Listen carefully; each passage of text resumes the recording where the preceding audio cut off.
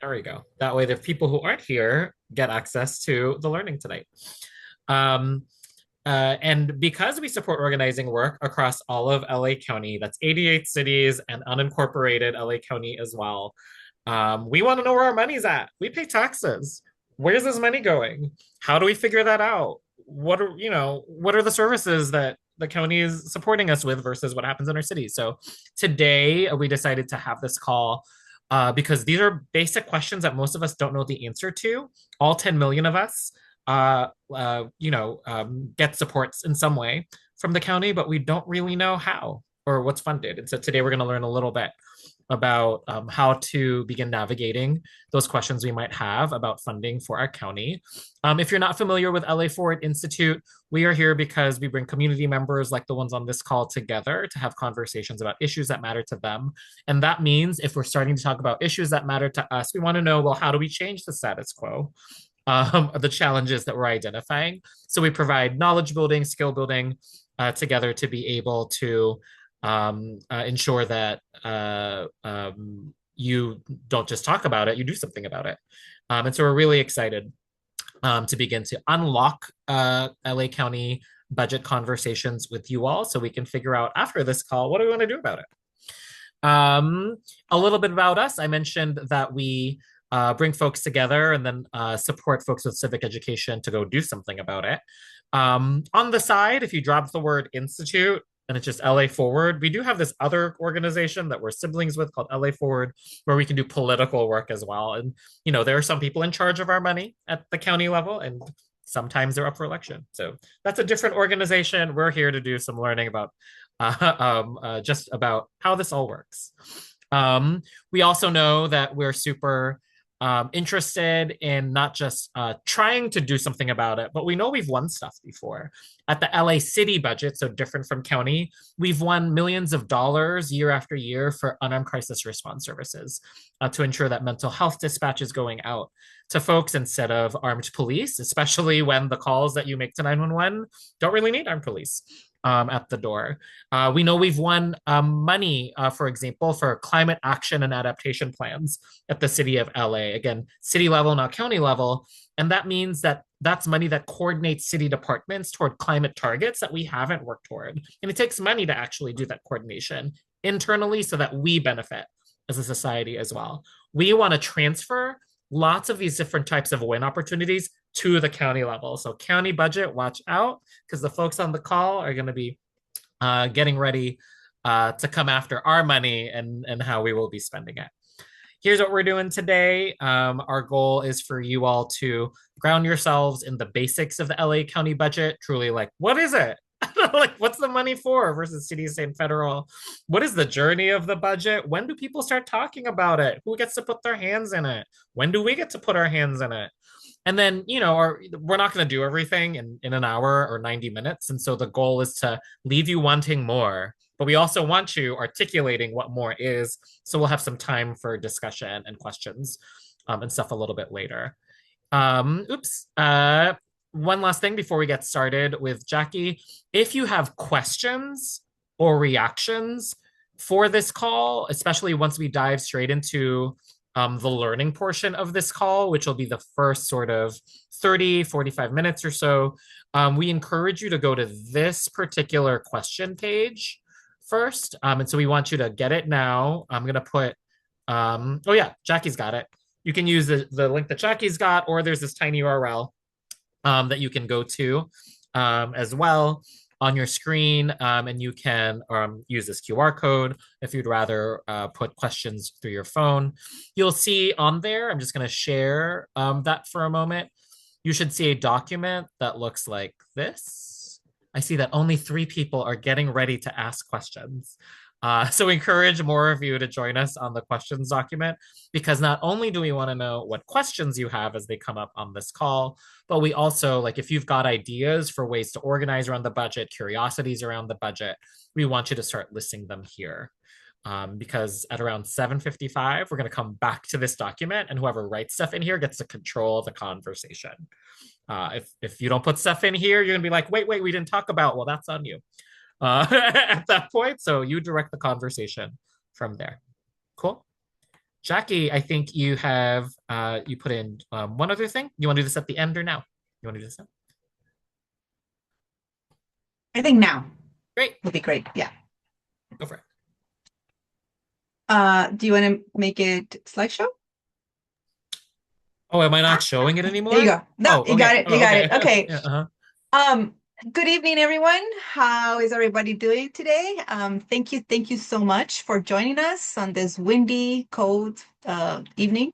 My name is Jacqueline Cotto. I'm the Senior Director of Advocacy and Partnership with LA Forward, the other partner in crime with Godfrey. So if I haven't met you yet in person, it's a pleasure to meet you virtually today. And I just wanted to touch a little bit to give a refresher of a quick overview about Measure G and why we are here today. Really quickly, in July of 2024, the Board of Supervisors advanced a charter amendment to go on the November ballot back in 2024 that was approved by voters as what we now call Measure G, which is the LA County governance reform. And this reform brings really a massive change to the governance structures and structure that had been stagnant and had remained essentially unchanged for over 170 years. So one of the main key provisions to this measure G is to reform the budget process, which is with they have a 13-member task force that they are responsible to redesign and implement this new budget process for the 2026-2027 budget cycle. So that's where we are right now. The process is happening like now. So this brings us to the budget reform that has some key provisions that began that it effectively began immediately. One of the reforms now requires that each county department present their budget proposals to the Board of Supervisors in public meetings before the annual budget adoption.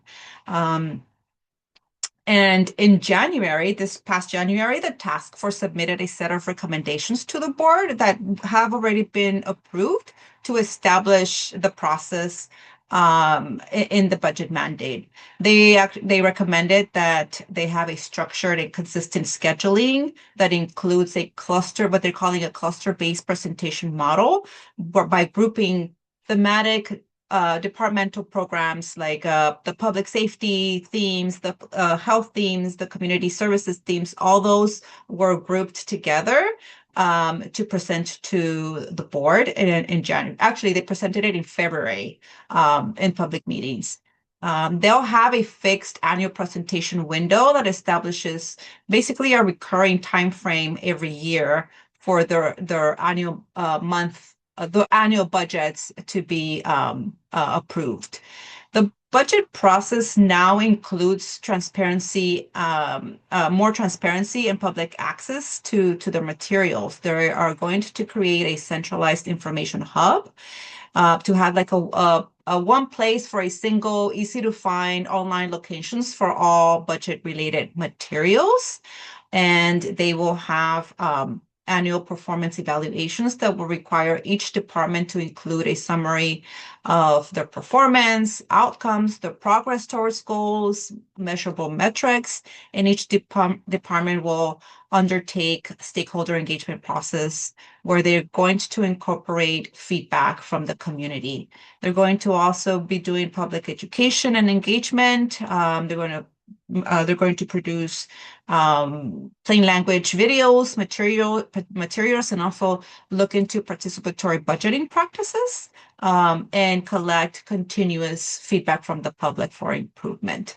And then the final mandate for the budget reform is to create a new position of the Director of Budget and Management role that would be responsible for administering this whole new budget process.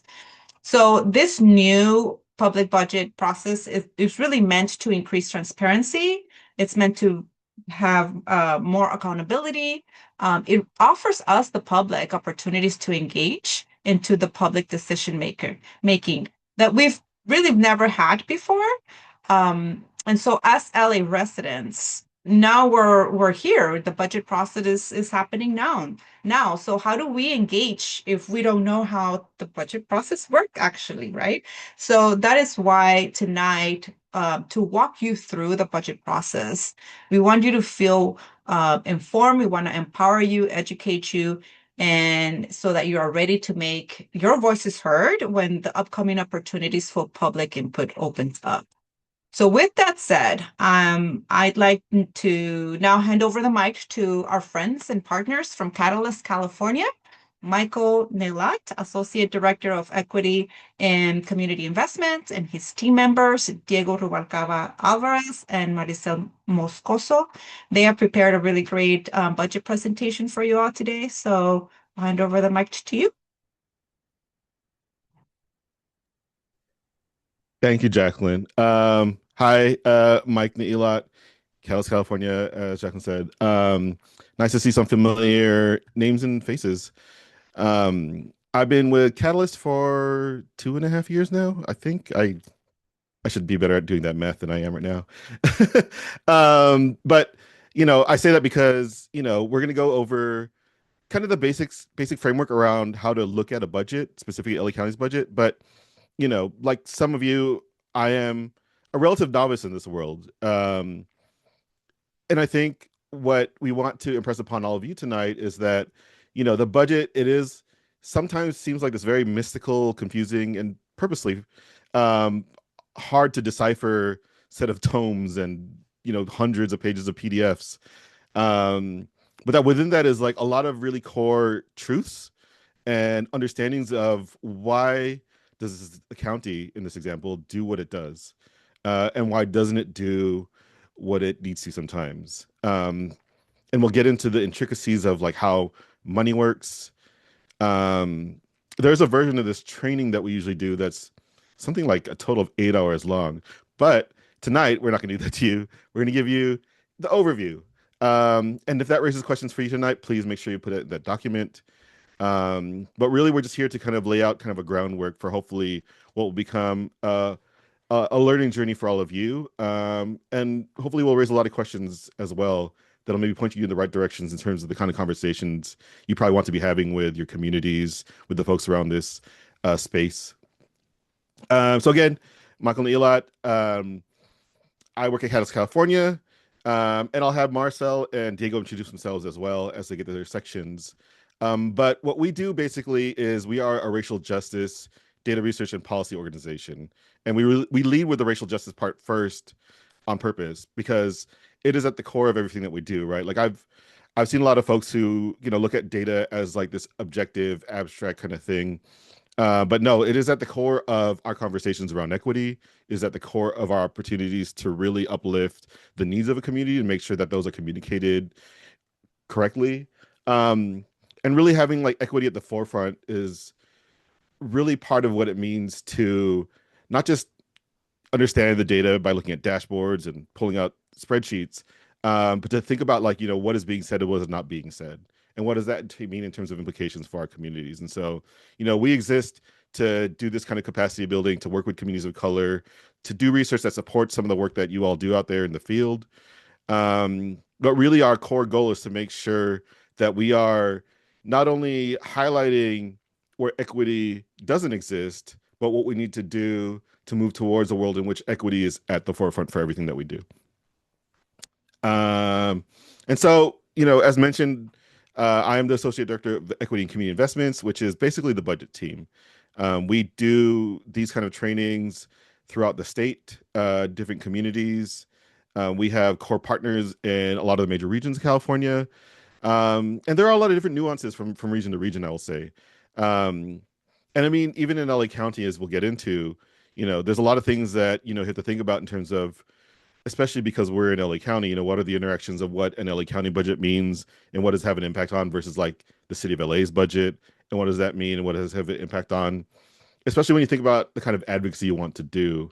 And so I think these are all things that, we hope to help you think about, to raise questions about, but to at least learn more about as we go through tonight's curriculum. So here's our agenda for tonight. We're going to go over just kind of the basics around, terminology, kind of explaining some things that might seem really, basic, but there's a lot of nuances that, as we'll get into. How do you get into like even just reading a budget? Like, what do you need to zoom in on? Um, if there's time and if it makes sense, there's a whole section we have on, how do you just find stuff in like a really, literal like 500-600 page PDF. And what is the timeline? Because that's a core part of what it means to engage in the budget making process, is that there is a ticking clock at all times, that has different milestones and different opportunities for all of you to either get involved with or get asked questions about, or to make an impact on. So we'll get into all of that. But I will have my team members actually walk you through all of that. And so I will hand it over to Diego. So Diego, please introduce yourself and take it. All right. Thank you, Mike. Hi, everyone. My name is Diego Rubalcaba Alvarez, he, him pronouns, policy and research analyst with Catalyst California. And let's get right into budget basics, the reason everyone's here, right? So a budget is basically a financial plan. It estimates how much money you will receive and how you plan to spend it. When we're talking about public budgets, those get decided and approved by elected officials, like a school board or a city council, or in this case, a county board of supervisors. And of course, since public budgets are funded by your tax dollars and managed by people you vote for, hopefully they are spent on things you want, right? But part of the reason that budgets can be intimidating is because they use words that we don't hear in our everyday lives. So reviewing some key terms first will help as we go forward. I've already have said that budgets are annual plans, but they don't usually start on January 1st. Instead, most counties use a fiscal year, which is a 12-month budget period, starting on July 1st and ending on June 30th of the following year.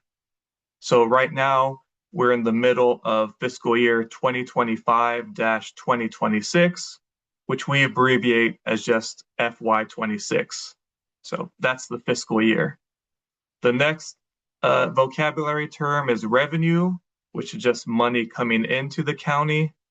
Expenditures is money the county spends. You also have the general fund. So county money is divided into different funds, which you can think of like different accounts in a bank.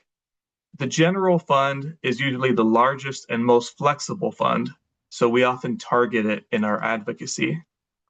On the other hand, you have restricted or special funds, where they can only be used for certain purposes, like maybe if it's from a grant. And the last vocab term for now is FTE, which stands for full-time equivalent. So it represents a full-time employee. So for example, if the county has a staff person that works 40 hours per week, they're considered one FTE. On the other hand, if you have two people that each work 20 hours per week, both of them combined are one FTE. So these are just some key terms to get us started. I'll emphasize again just that budgets are plans, meaning they're not like approved all at once. They have to go through phases. And later on in the process, Marcel will talk about the timeline of how you get from a recommended budget to actual revenue and spending. And similar to what Jackie said at the beginning, there's more transparency now because of Measure G. Before we get to the county budget specifically, want to ground us in the fact that, as you know, there are different levels of government.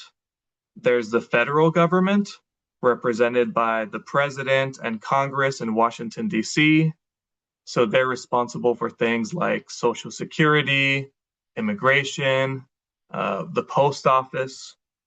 There's also the state government, represented by Governor Newsom and various state assembly members and senators. The state budgets for things like education, prisons, transportation, and also Medi-Cal, but they use a lot of federal money for that. We're going to talk a lot about the county today. Counties are typically responsible for health services, also social services, sheriffs and jails, and some more regional things like parks. When you get to the city level, that tends to be a little bit more local streets. But you'll notice there's a lot of overlap between what one level of government does and another might also do something similar. The important thing is just to keep in mind, who's in charge of the thing that you're interested in and make sure you're targeting the right level. Like we said, we're going to talk about the county, but unfortunately, there are some important federal cuts that we do have to mention. You might remember HR 1 last year, the so-called Big Beautiful Bill passed by Congress. It actually made a lot of cuts to Medi-Cal, but because that's administered at the county level, every county in California is going to feel those cuts to Medi-Cal. HR 1 also made cuts to CalFresh, which is a food assistance program. And of course, it was all for to increase funding for immigration at the federal level and to give billionaires tax breaks, right? So unfortunately, the federal government was able to make these big cuts at the county level because of the way our system works. We all pay income taxes to the federal government, and then it gets down to the county and state levels. Speaking of where the money comes from, here's LA County's top sources of revenue. As kind of I alluded to, the largest source is $11 billion from the state of California. So by the state legislator and the governor control a lot of that budget. The second largest source of revenue for LA County is about 10.9 billion in charges for services. So that's like when the county charges customers fees for services, such as their customers at their county hospitals, or when the county charges a city or school district to loan out sheriff officers. The third largest source of revenue for the county is property taxes, which brings in about 9.8 billion.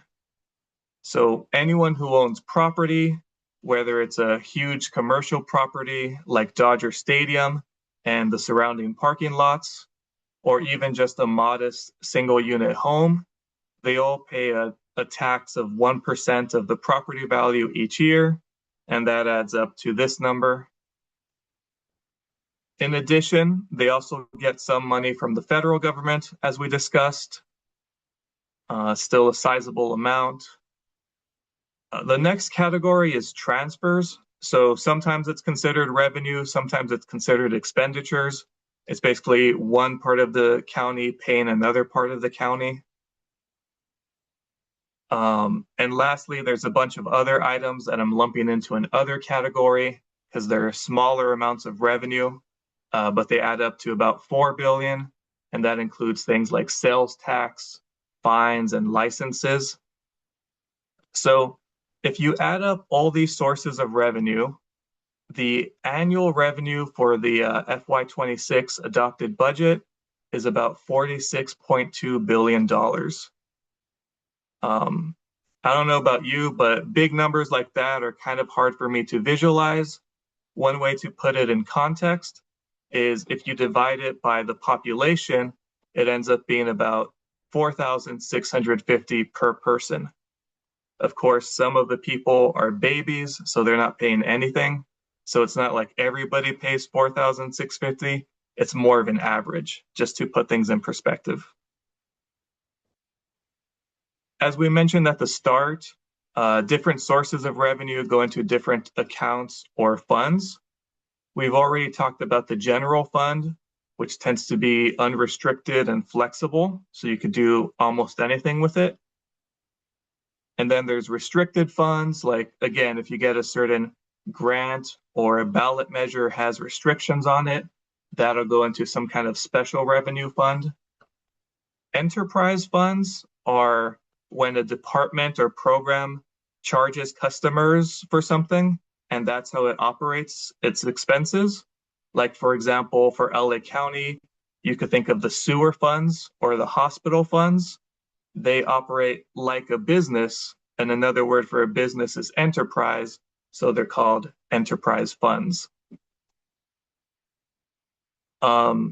However, what we've said so far about general funds being flexible is true for city budgets, but for counties, general funds also include some restricted revenue. So the portion of county general funds that is truly discretionary is called net county costs.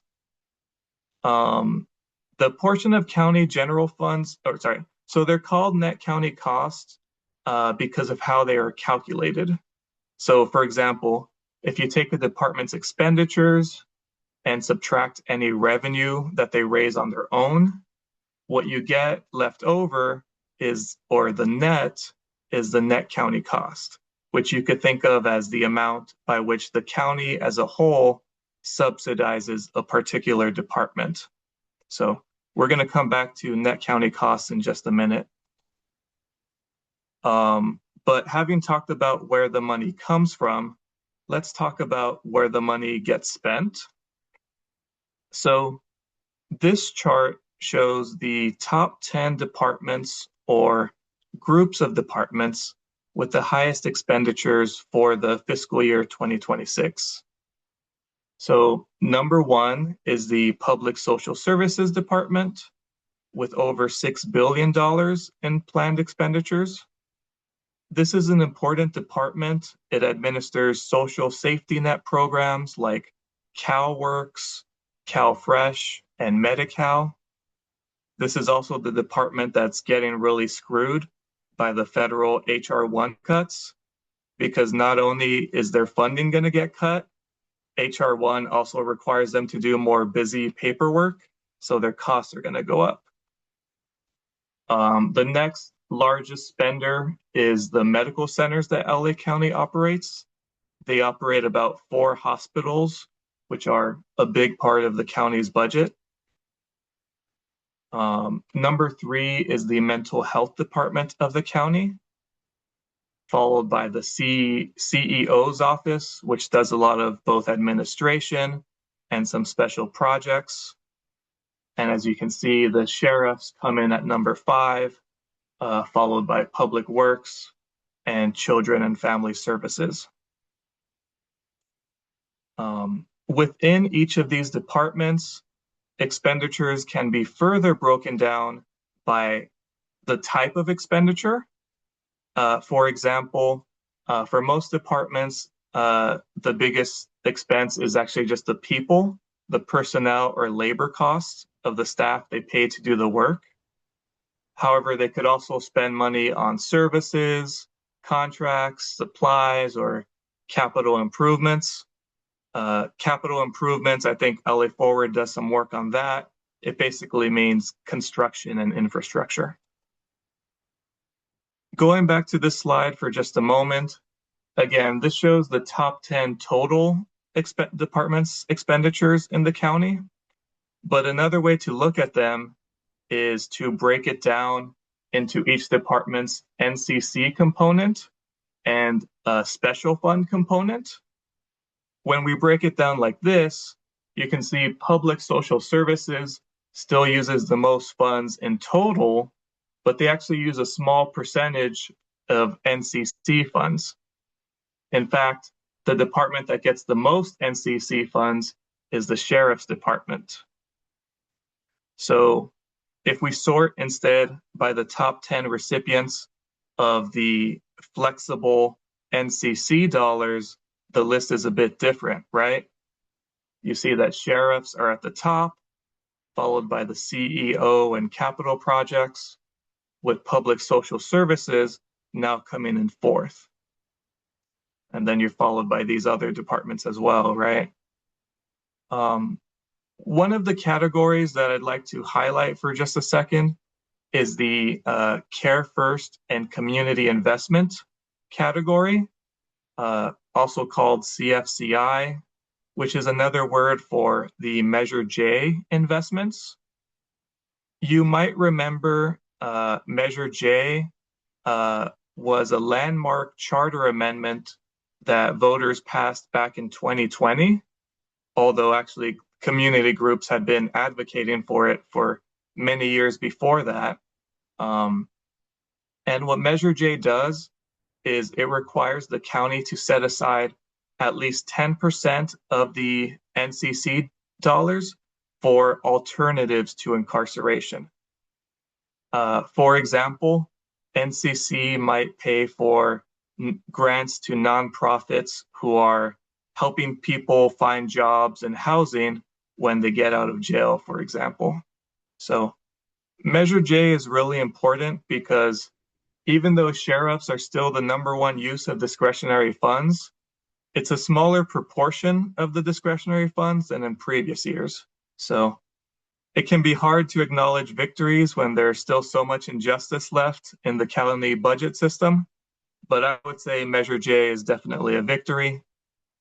There's some small controversy though, because the way it was intended to be was 10% of the NCC, but because of how the county's interpreting it, it tends to be a little less than 10%.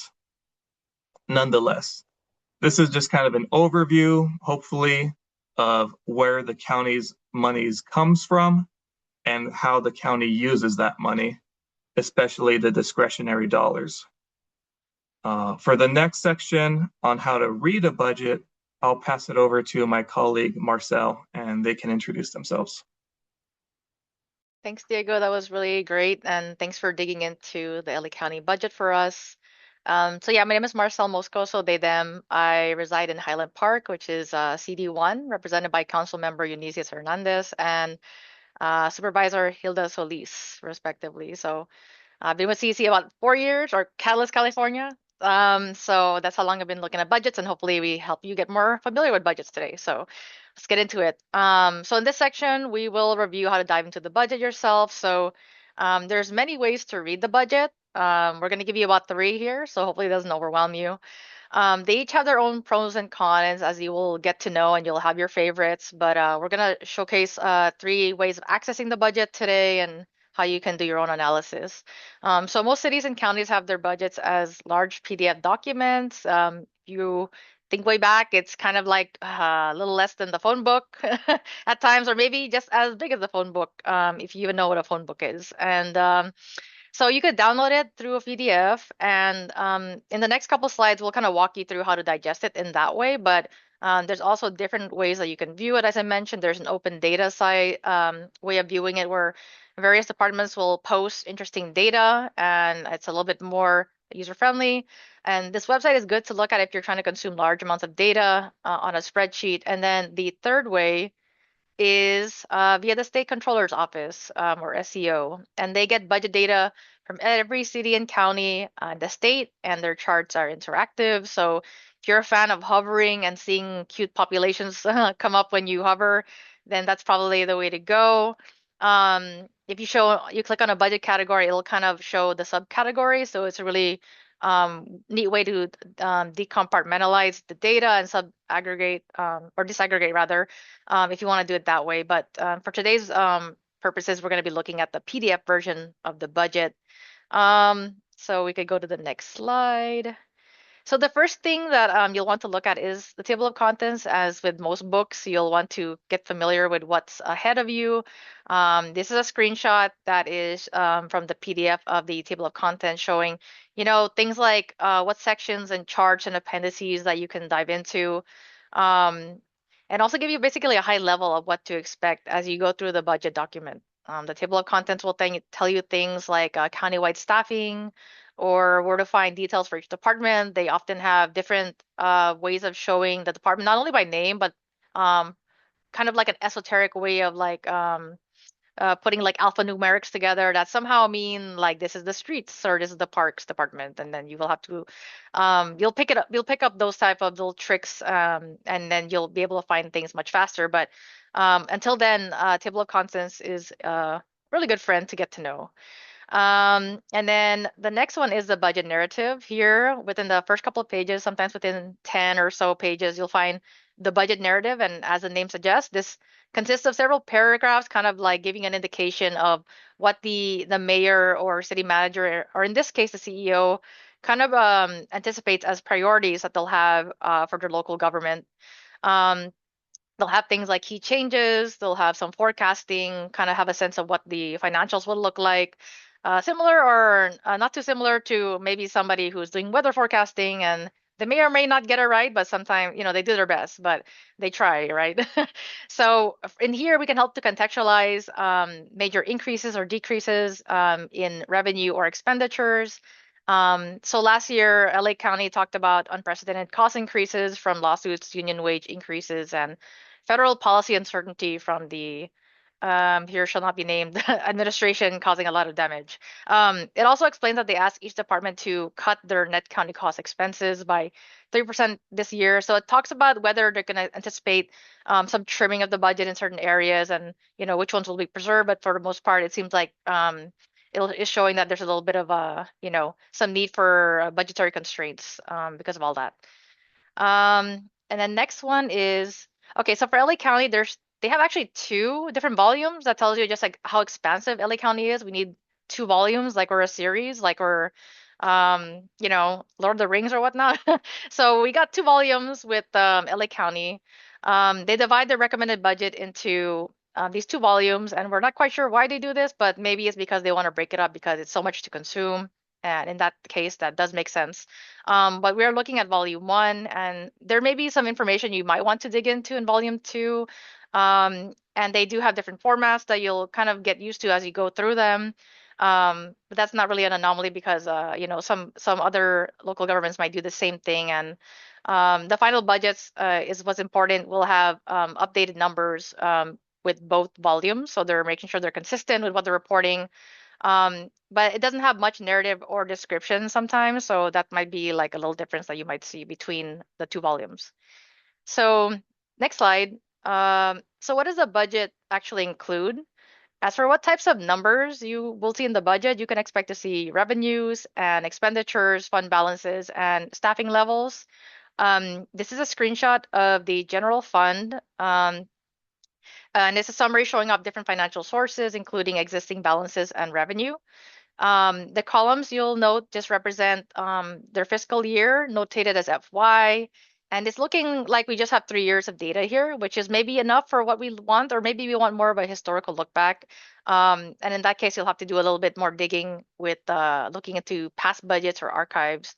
And at the time of the budget, it was written, we have FY26, and you might have a different iteration once we get closer to the other budget drop coming down the line.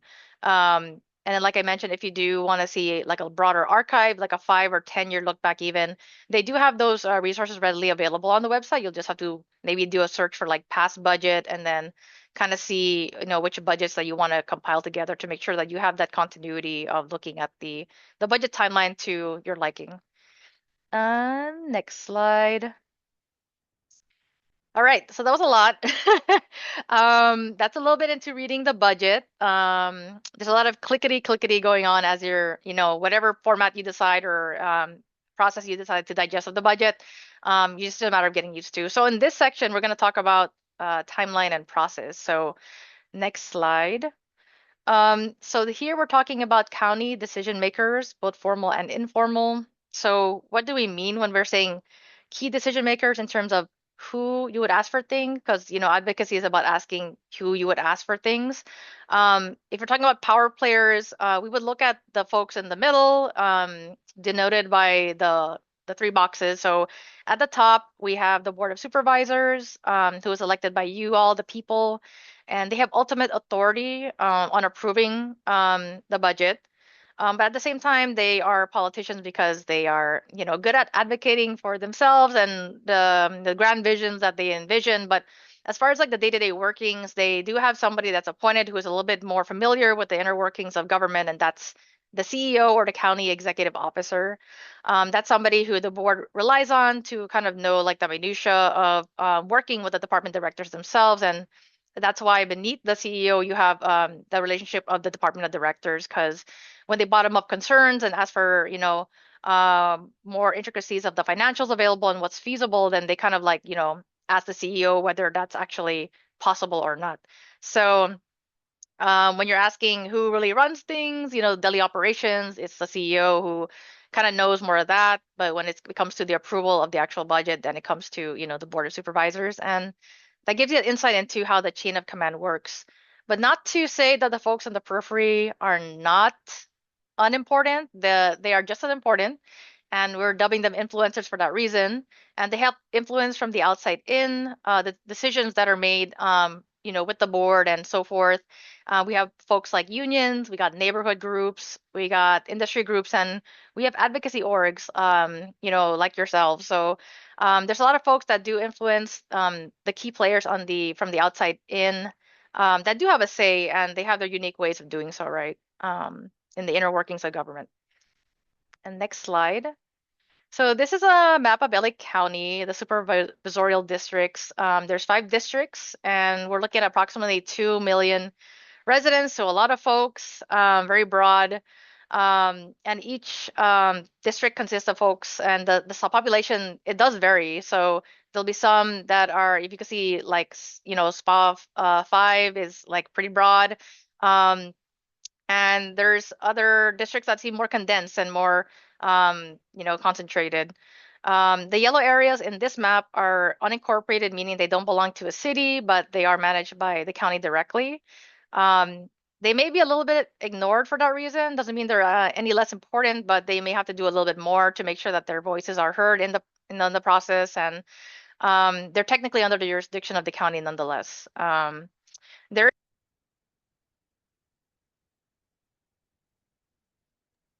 Marcel, I think your audio is cutting out.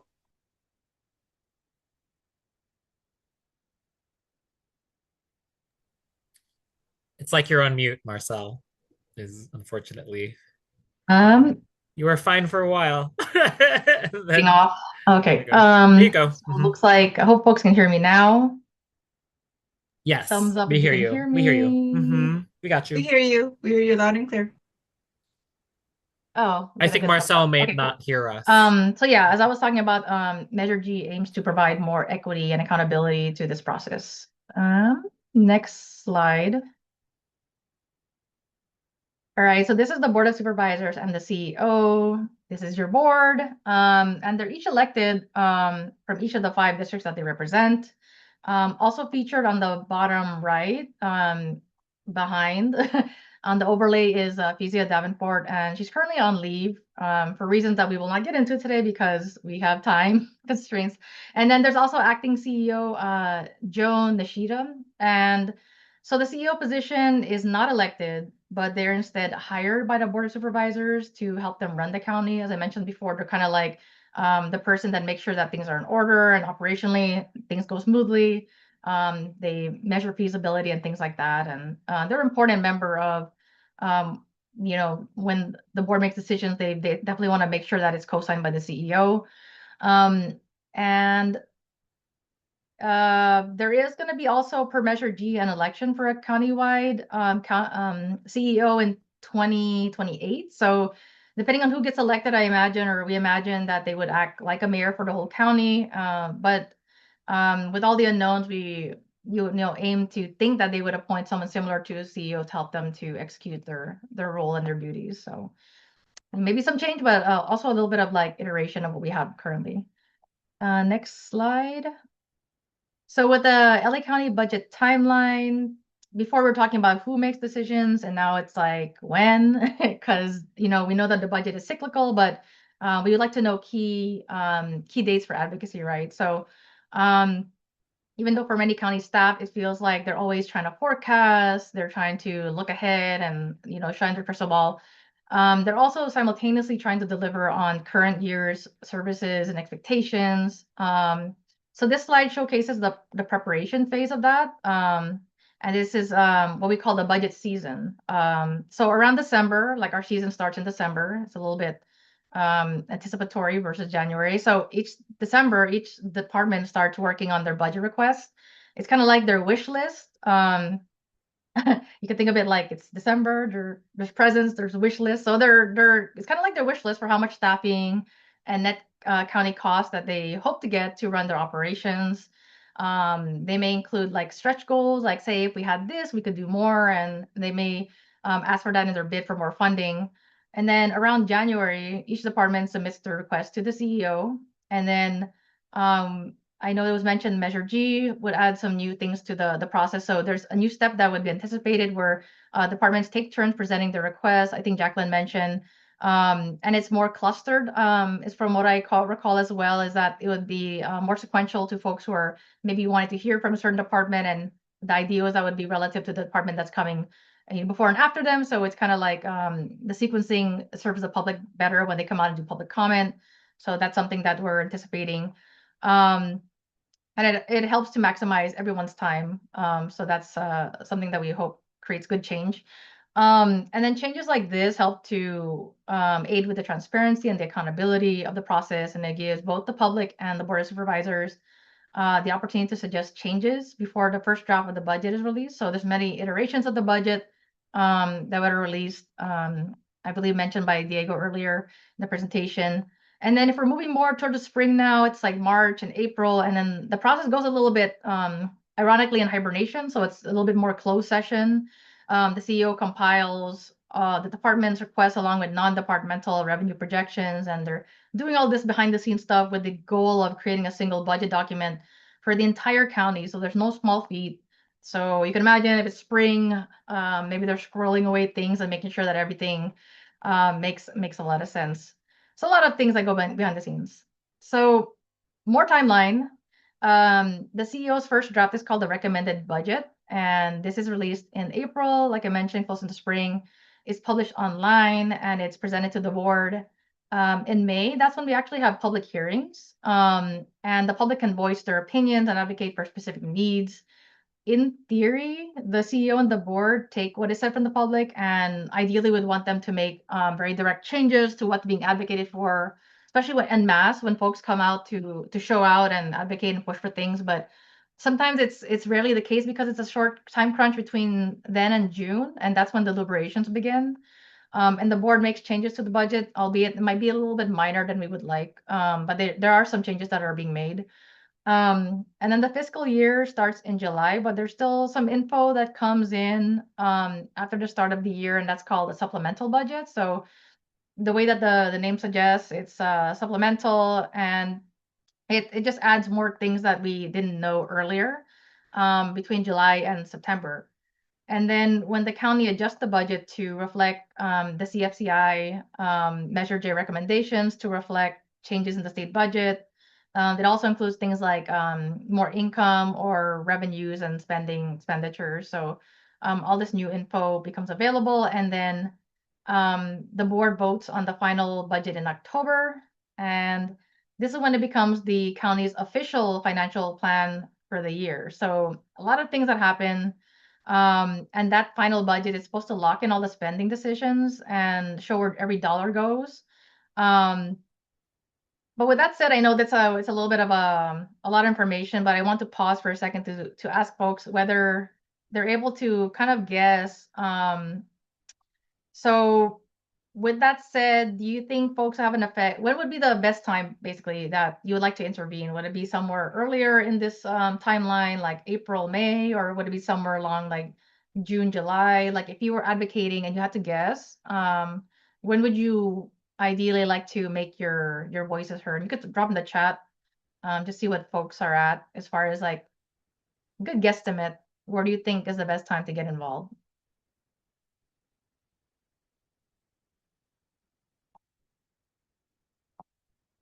The takers. I think it's already on the slide. So it's it looks like the best time we suggest May, but honestly it's like there's always time to get involved in the budget. It's something that's cyclical. But at the same time you want to make sure you're taking your rest and you are recuperating. We do, encourage the adage rest is resistance. So the more that you're resting and you're also able to strategize, and then when you come back and you're able to advocate for the things you want perhaps more clearly and with more people power, I think that's the most opportune time to do so. But A good ballpark is likely around May when they're doing public hearings. So next slide. So we actually dug up some more exacting dates for this budget cycle based on the information that was available. So we have the department budget presentations that already happened at this point between February 12th and 27th. So that has passed. So we're kind of in the wait and see phase, waiting till April 14th when the CEO's recommended budget will drop.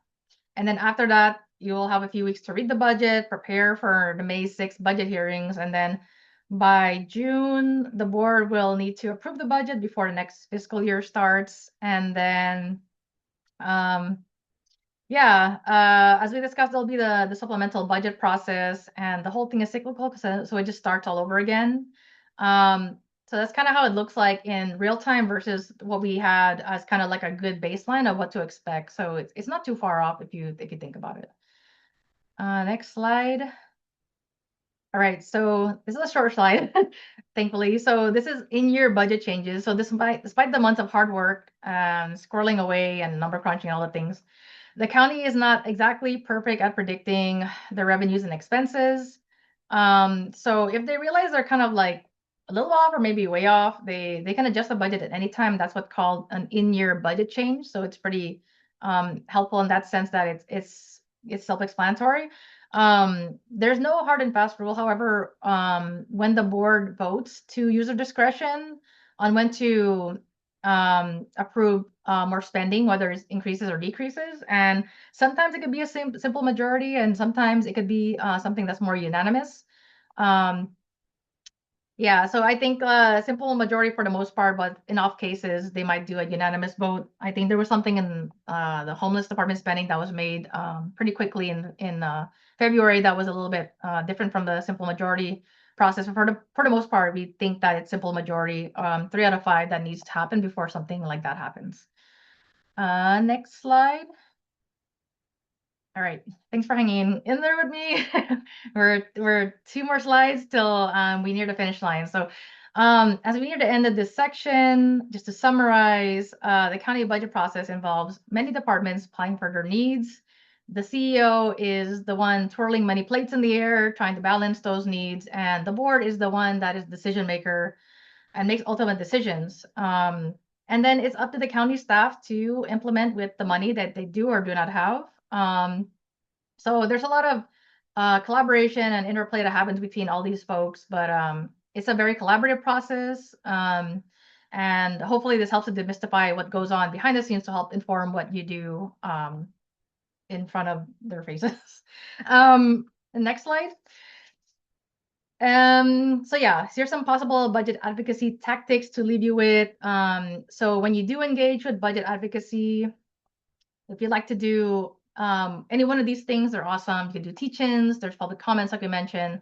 You can engage in the streets, do protests. There's also things like candidate forums. I know a lot of them are coming out now with forums and town halls that you can get into and, just actually get engaged with candidates. So that's awesome.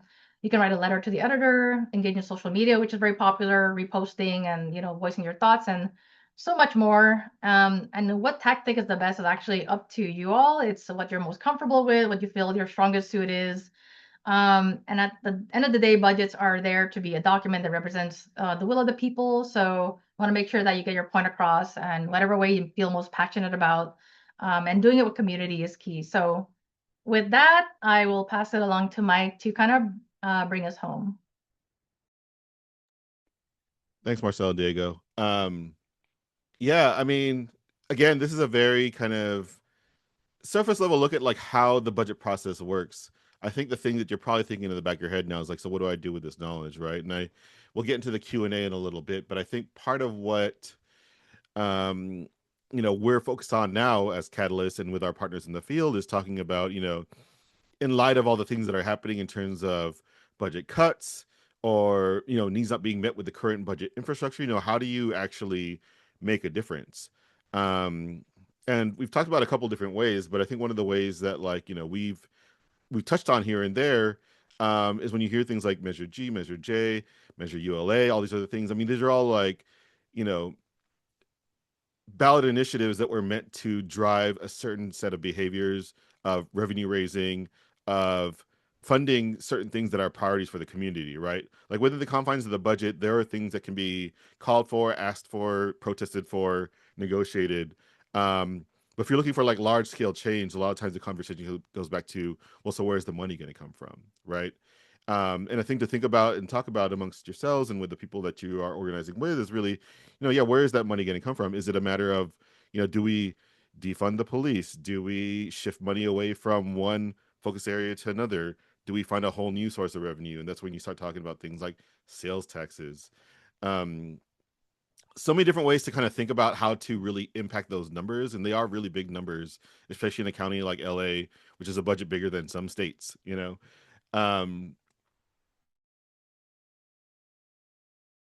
initiatives and ballot measures and things like that.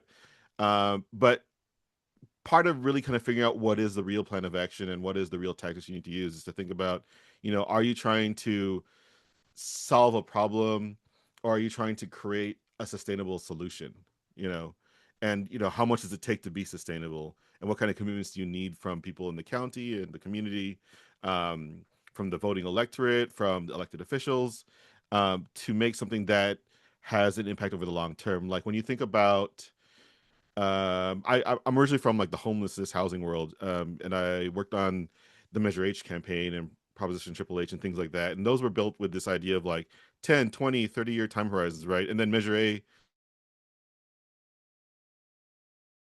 is that's built to last basically forever.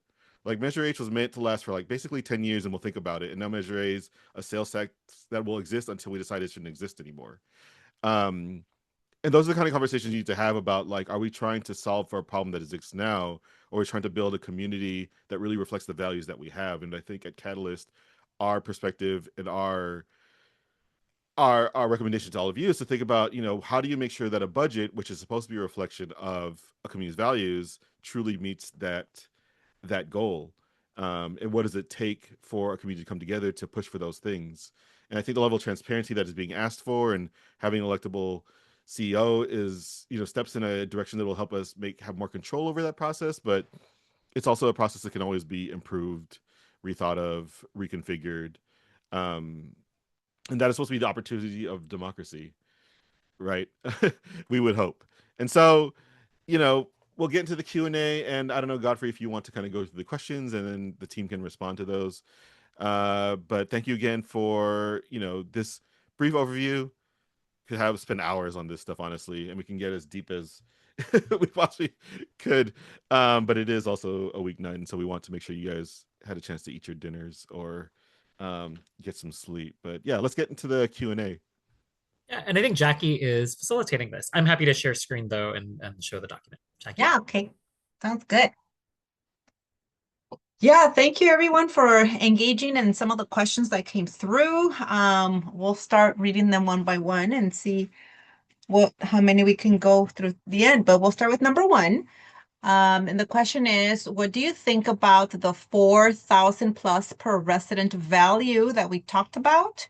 Is that good or bad compared to other county budget elsewhere?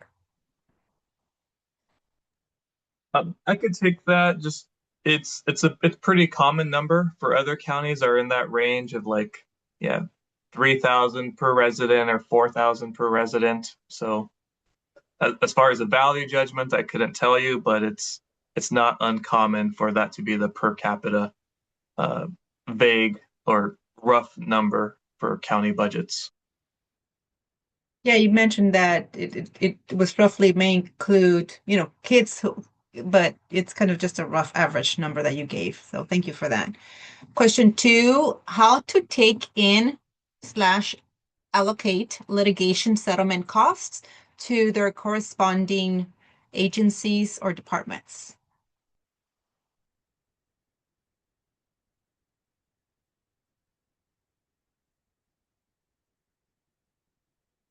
Does anyone want to take that? I think the question is, how do we get each department to be responsible for paying for any settlement costs that are generated? There's specific line items within the specific So when you get into like the brunt of like the budget document, like you'll see the department by department breakdown. And usually if there's some kind of like legal fees or costs, there's like a line item for that that's specifically highlighted. Um, so you can kind of see where it exists. And you can do your own analysis and see like, so of all the money that goes into this department, how much of it is those legal costs, right? And unsurprisingly, you might find out that, yeah, things like PD, public safety, have a lot of lawsuit settlements that they have to account for within their budget allocations. And so um, I think, part of the analysis you can do is to kind of pull those specific things out and kind of either look at by department what percentage is being utilized to pay for those settlements or those legal fees, or like who has the lion's share of the total, that which also should be like a line item within the overall county budget itself. But there's a lot of different ways you can approach that. But I think the thing to think about is, you know, what does that amount look like uh, per capita? Um, so like I think it was like LAPD that had like $3 or $4 million in legal settlements, I think last year. I forget what it was. But if you divide that up by how many residents, like how much me as a resident is paying to make sure that we're covering what the like legal malfeasance by law enforcement. I mean, it's a good number to like kind of calculate and have in front of you when you want to talk about, well, are we using our money most effectively in that case? And what can we Yeah. do other than policing our communities that might actually result in the outcomes we're trying to seek in terms of public safety. So yeah. Okay, thank you.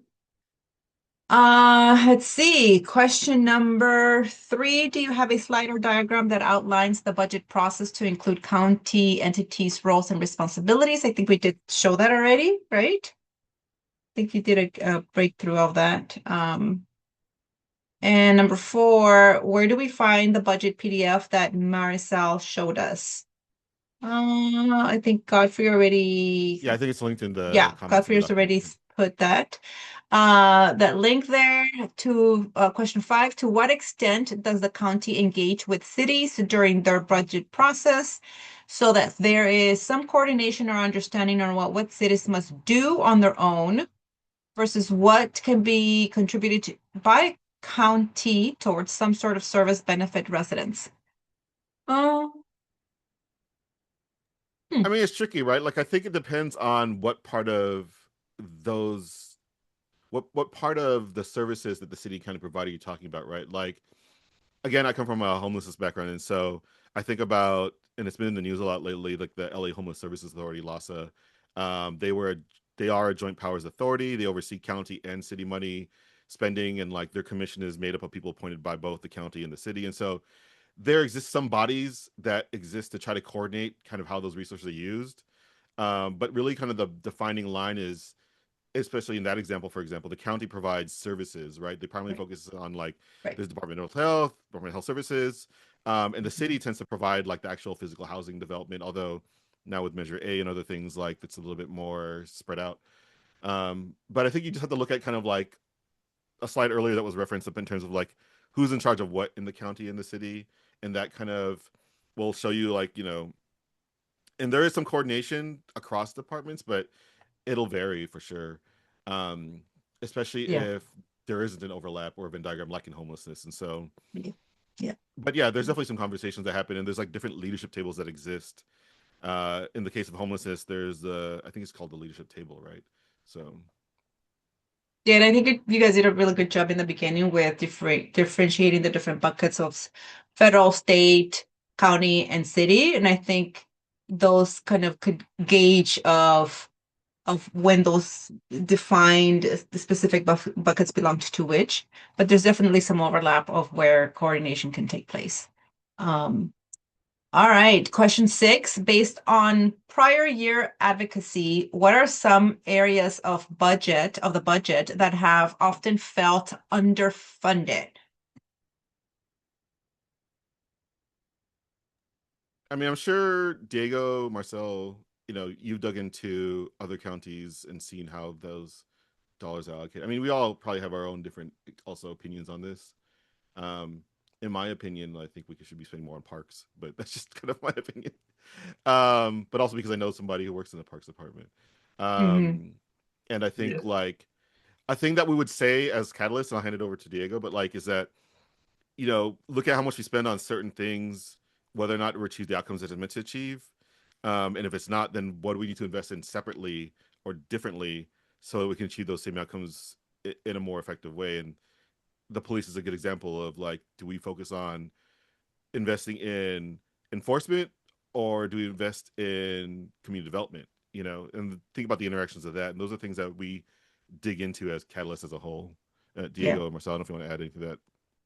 Yeah, just piggybacking off of what you said. I mean, certainly, when budget season starts, and some of you may have already seen the department hearings that happened in February, where each department was talking about what the upcoming budget looks like for them. And then even once the budget proposal gets released in April, you'll see like how much they're needing to cut probably, because unfortunately we are in a time of cuts driven largely by the federal government, like we said at the beginning, cutting, social services. And I know like last year, well, unlike the federal government, which you may have heard on the news, the federal government does deficit spending. I don't know if we emphasize that counties legally can't do deficit spending. Their revenues and balances have to match or have to balance with their expenditures. So like last year, I know they cut, like Mike said, parks, like a lot of county parks aren't open as many days of the week as they used to be. The Parks After Dark program isn't as funded as it used to be. So I think some programs got consolidated. One of our colleagues at Catalyst who isn't on the call today, Mayana Kofani-Keen, does a lot of work with the county, and she could probably tell you more. But yeah, there's always, unfortunately, in these times when expenditures are outpacing revenues, and that's for a number of reasons, right? Like we said that the highest expenditure for most departments is just the staff costs, and wages go up because employees deserve cost of living increases, and also oftentimes healthcare costs go up even faster than inflation. So yeah, it's pretty common, unfortunately, that whatever issue area you're interested in, unless your board of supervisors strongly support it, it's probably going to get a little cut. Yeah, thank you for that. Makes a lot of sense. And then we have question number 7. Can you speak on the potential new 50 cents sales tax revenue proposal that is meant to raise $1 billion for the health to cover the health services on the June ballot to offset federal cuts? Yeah, we actually have a slide on this. Let me see if I can find it and share. So let's see. Let me start over. And while yeah, you do that, yep. Go ahead. While you do that, if you don't have that, but if you have it coming, it's okay. Go ahead. Yeah, so thanks for bringing that up, Jacqueline. So as we're talking about, you know, the cuts, right? One solution, if your expenses are going up, or say the federal government's cutting your funding, one solution is to just increase your taxes, right? So that's what the Board of Supervisors actually proposed. But in California, the Board of Supervisors doesn't have the power to raise taxes on their own. They have to go to the voters to see if the voters will approve it. So that's what's going to be on the June ballot in LA County, actually, is right now the standard sales tax for every county and city is 1%. I mean, there's more sales tax, but it mostly goes towards the state. And then, of course, like Mike and others said, there's special taxes like Measure A that people pass for homelessness and housing. But yeah, so the latest proposal is to increase the sales tax by 0.5%, and that would raise about $1 billion a year, which would help, right? But it's not going to be like, yay, we have new revenue that we can do all sorts of great things with. It's more like, okay, we barely raised enough new money to offset what we lost from the federal government. So Catalyst hasn't done like an official analysis of what that would look like, This is just kind of a rough pie chart where this green little slice here shows you what that extra 1 billion would look like in relation to the total budget. So, and that's a temporary, it would be a temporary tax increase. I don't recall the specifics of Okay. the proposal. Okay, thank you for that. Let's see, that was the last question. There was a comment here about just how interesting it is that LAPD is the largest expenditure in the city. And with that said, Godfrey put in a fun fact on the chat that while we were on this Zoom, the LA City Charter Commission just approved moving forward for a proposal to move liability partially to police departments by implementing officer liability insurance. So, yeah, with that said, I'll hand over the mic to Godfrey and take it from there. Yeah, I actually do have one more question. I know we were just going over questions on the question document, but at LA Forward, we do a lot of organizing by region, by where people live or where they work, etc. And I know that the county budget that we just looked at was sort of apportioned by type of expenditure, like what, like how we would benefit from some sort of public service or what department gets that money. Is there any way to understand how specific geographic communities benefit from the budget at all? Like to be able to say, like, the SGV gets this amount of services fund or something. Like I guess I'm curious about the regional possibility of quote unquote measuring how much is spent on us. Um, and that comes from kind of like an equity question overall, just like who gets what money where. I'm not sure if any of that is a possibility. It's tricky. I mean, there's a way to do it, and some of it's arcane magic, I think. As someone who's like also like a GIS mapping person, because I mean, so yeah, it's simple enough to do like a per capita kind of average, right? But like to go boil it down to like say per supervisor district or service planning area, I think part of it is really kind of digging into, man, there's a part of it where I think there might be a part of it where they break it down a little bit by spa in the budget. I can't remember, but if they don't, I think it might be, actually no, it might be in the open data portal. Marcel, do you remember if they have a breakdown by geography? Not on the top of my head. We didn't get into that in this presentation, but one thing to explore is the open data portal, and we referenced it in the beginning. But it allows you to kind of play with the data in a lot of different ways. I can't remember exactly off the top of my head if it had that level of nuance. It's not impossible, like, but if it's not here, then it would take a little bit more work than I think we can explain kind of in the confines of this conversation. But it is something that we focus on, because one of the things that we do at Catalyst is we create these things called equity indices. If you're involved in education at all, there's something called it's not the CENI. Is it the CENI? Student Equity Need Index, yeah. That's used by LAUSD to determine, things like where to build new schools or where to invest more money, depending on kind of the population of those schools. And so geographic equity is kind of at the core of the analysis that we do. We tend to take it from a very like subject, like focus area kind of approach. And so the last one that I worked on was the LA City Equity Index, which I'll share a link to that too. And we looked at the city of LA and had a conversation about, geographically, if we were to create new programs and services funded by the city of LA, how do we make sure that geographic equity is part of the conversation? And so there's tools to do that kind of estimation and calculation with. But we don't have an LA County Equity Index, for example. And right now, me and Marcel are involved in the development of an initial homelessness equity index tool. And so we'll send some links to you all to see if there's ways for you to kind of do that math on your own. But it's also a thing that we tend to engage on when we want to focus on a specific thing, like how do we make sure that there's geographic equity in terms of access to shelter and supportive housing and things like that. So thanks for that. And I know that's like one specific example, right? Expenditures or benefits in terms of housing related things versus like parks versus uh, just other services that I can imagine in general.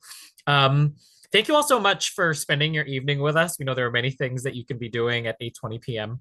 On a Thursday night. And really what you're all helping us do at LA4 is to set the groundwork for possible discovery and advocacy efforts in the future. And so, today's LA County budget teach-in is not operating in a vacuum.